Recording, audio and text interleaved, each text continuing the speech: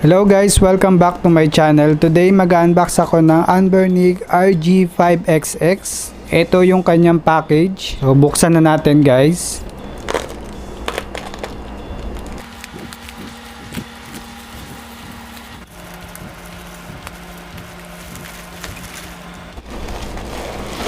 At naka-bubble wrap siya sa loob. So buksan na natin yung kanyang bubble wrap. In-order ko nga pala to sa online, sa mismong Anbernic store.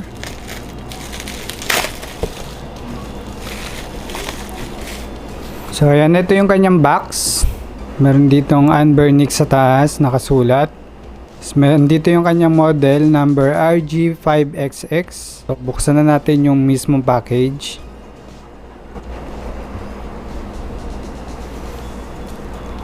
Okay, ito yung unit.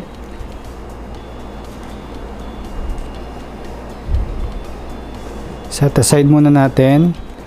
Ito yung kanyang micro SD 128GB. Tapos ito yung kanyang user manual RG35XX instructions.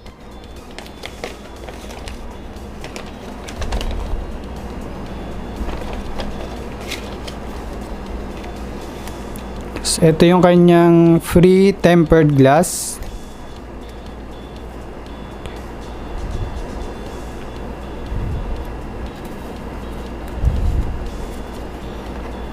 Meron tayo ditong box na maliit. Ito yung kanyang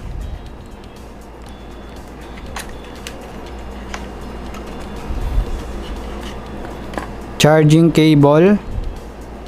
Type C na yung kanyang charging cable and USB sa dulo. Tapos wala nang laman.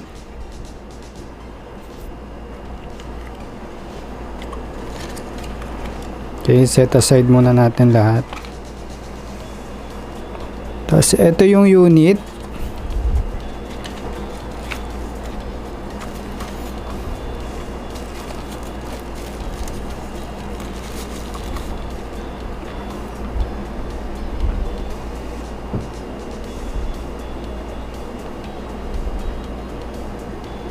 Ilagay na muna natin yung extrang 128GB na memory card na kasama.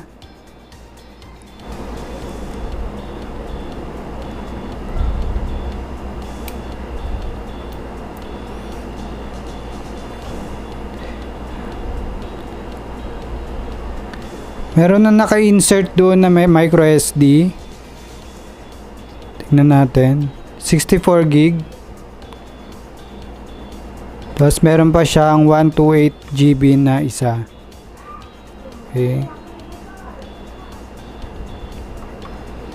Saan yung kanyang power button? Ito yung kanyang power button.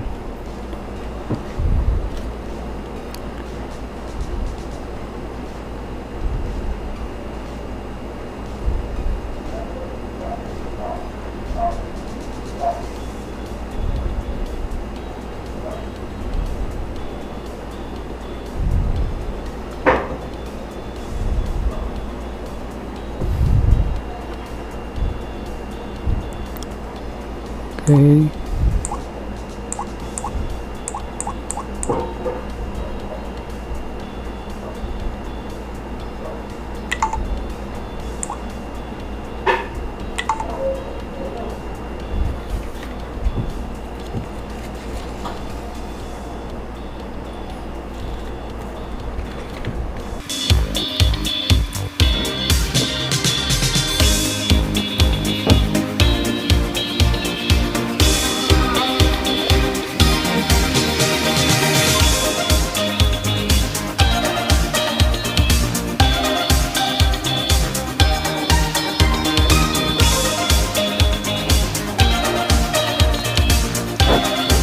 Okay, nakabit na natin yung tempered glass. Nilagay ko na yung tempered glass niya. Okay, pwede kayong mag-switch ng OS from official system. Pwede nyong i-switch to Garlic OS. So, dito siya sa settings. So, ibaba nyo lang. Hanapin nyo yung nakalagay switch OS. Tapos i-okay nyo lang. So yes natin.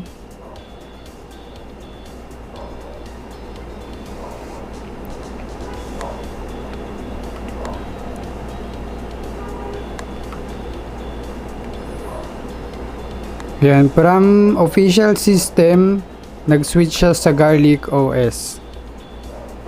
Ito na yung itsura niya pagkatapos nating i-switch yung kanyang OS from official system to Garlic OS. Makikita nyo dyan yung kanyang recent apps, favorites, console, and RetroArch.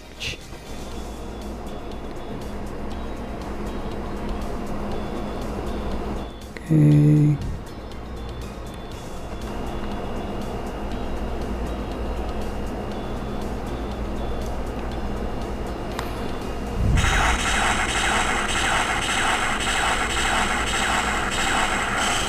Metal Slug! Axe!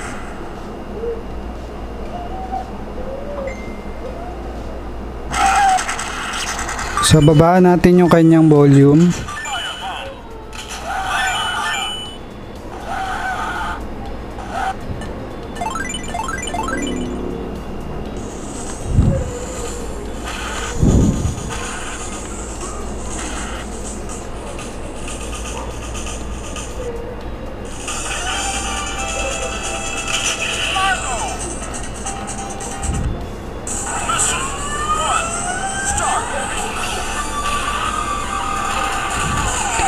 Yung kanyang display, 3.5 inches screen.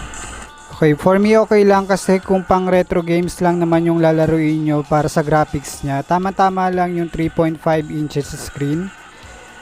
Hindi siya ganun ka pixelate. So kung makikita nyo siya ng personal, malinaw yung kanyang display. So tamang-tama lang siya for gaming.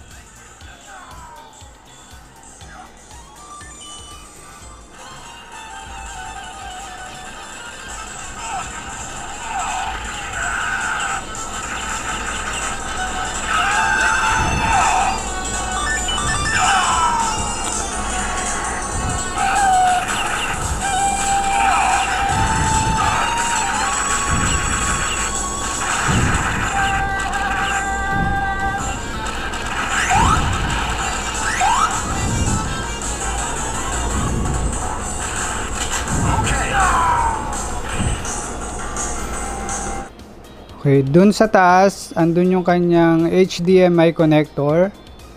Mini HDMI. Wala siyang kasama pero pwede kayong umorder online kung gusto niyo siyang i-connect sa TV. Tapos dun sa kanyang side, nandun yung kanyang volume control. Ito yung volume up tsaka volume down. Tapos sa ilalim nandun yung kanyang Type-C charging port and DC. At meron din siyang headphone jack, 3.5mm headphone jack. Tapos sa side nandun yung kanyang micro SD slot. Meron tayong TF1 and TF2. Tapos sa taas nandun yung kanyang power key. At sa ilalim meron tayong reset button. Tapos dito sa harapan dito yung kanyang D-pad. Yung kanyang menu, select button and start button. Ito yung kanyang game key.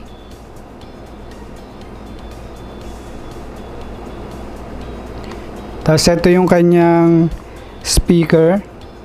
Tapos sa likod nandun yung kanyang R1 and R2.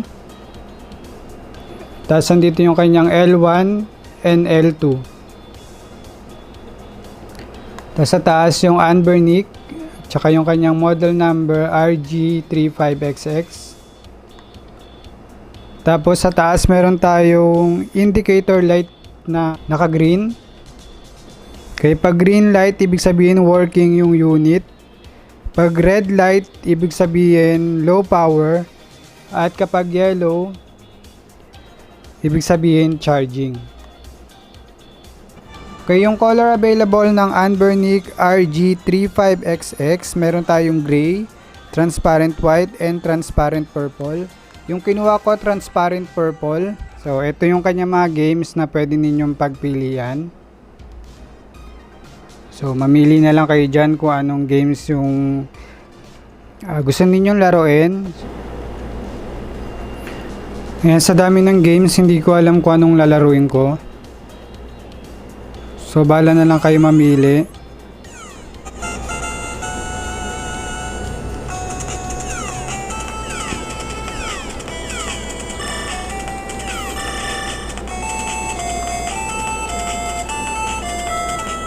Lahat naman okay. Ang smooth nung kanyang buttons. Ay sobrang nakakatuwa siya laruin kasi retro games nga siya. So kahit offline, kahit wala kayong internet, makakapaglaro kayo. Sa 3.5 inches screen na display niya. Tama-tama lang siya para sa retro games na naka-install sa kanya. So kung makikita nyo mismo yung unit o yung device, napakalinaw na niya. Napakaganda nung kanyang display.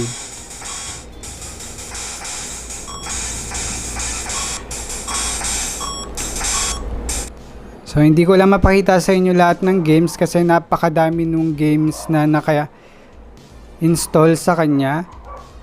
So maliban dun sa 64GB na kasama niyang SD card, meron pa siyang 128GB na preloaded din na mga games. Okay, dalawa yung kanyang micro SD slot, isang 64GB at isang 128GB.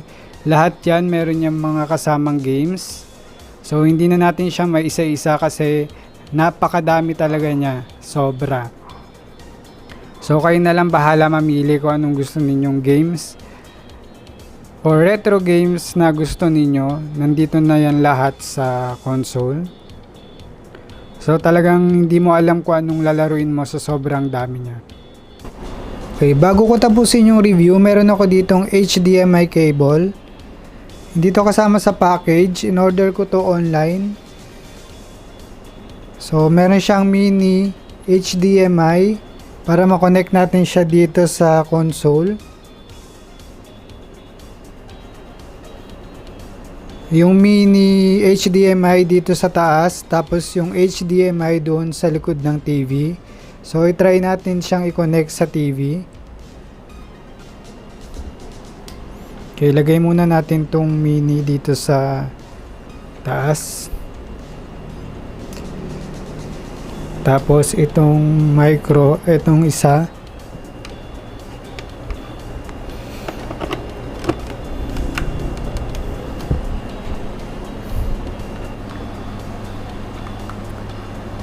So ayan, nag-connect siya.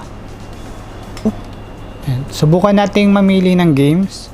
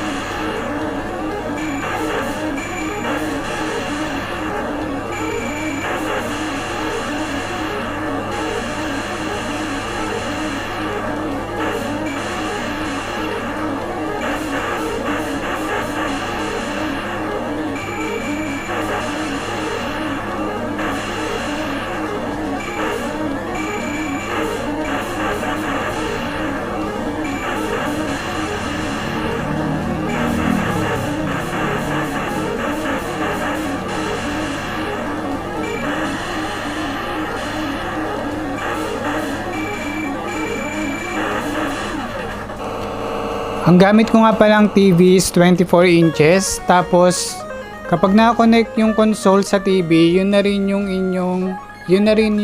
controller ninyo. Yun na rin yung gagamitin ninyong controller. Pero pwede kayo gumamit ng wireless controller. Wala tayong wireless na controller, pero pwede kayo bumili online.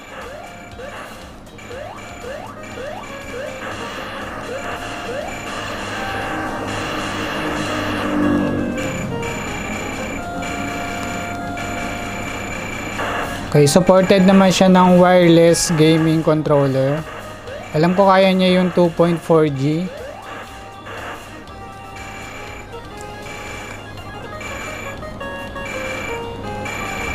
So, ito na rin yung controller.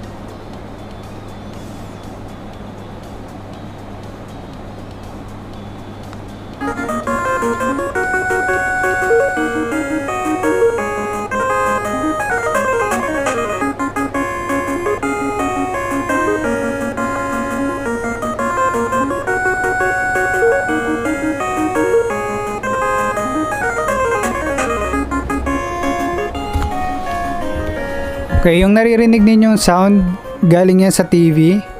Kapag naka-connect kayo sa TV, gamit yung HDMI, sa TV na nanggagaling yung kanyang sound, hindi na sa console. So, hanap tayo ng ibang games. So, back natin.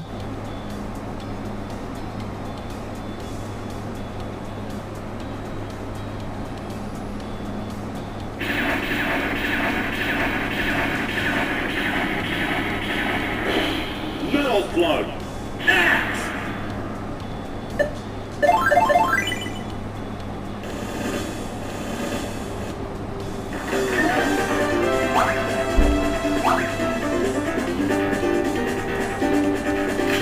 Tackle.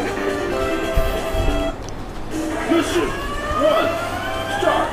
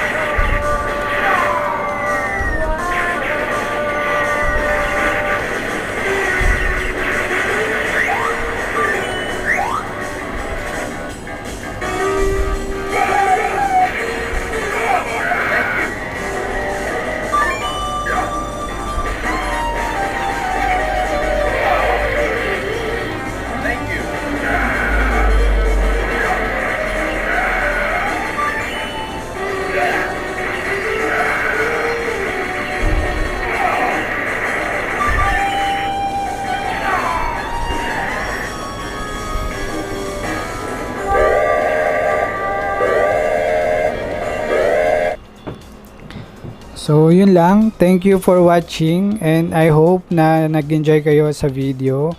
And see you again sa susunod nating unboxing and review.